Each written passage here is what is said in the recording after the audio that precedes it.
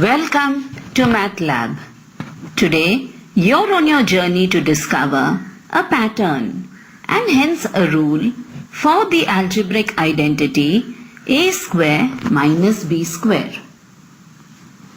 Today, you're provided with two sets of different squares.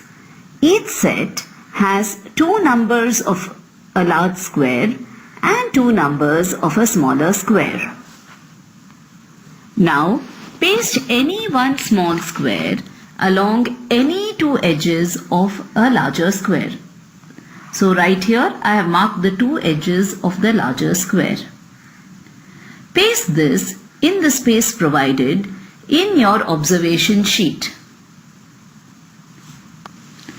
Now, using a ruler, measure the length of the large and the small square. In my picture, the length of my large square is 8 and the length of my smaller square is 3. Can you find the length of the large square outside the smaller square? Let me mark it for you. I am interested in this length. Is it not 8 minus 3?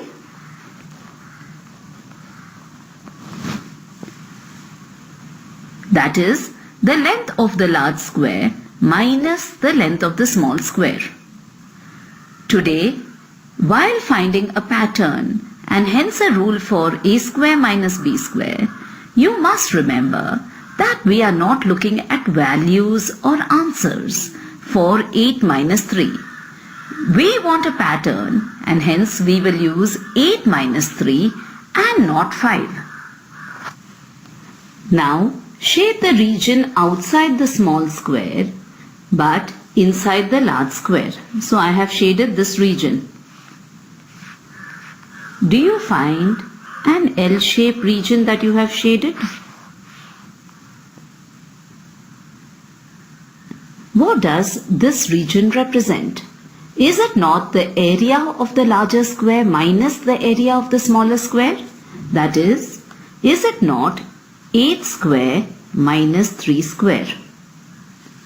Now, using your other set of squares, cut out this region that you had shaded. So right here I have another set of two squares and I will mark the region again for you.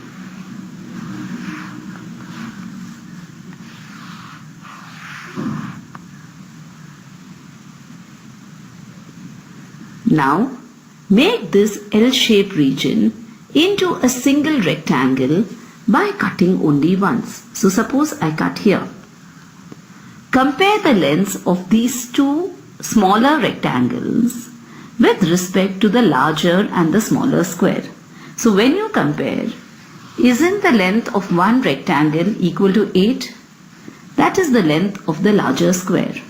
And the smaller rectangle equal to 3, that is the length of the smaller square. So right here we have the L-shaped region cut out and we have cut it into two rectangles.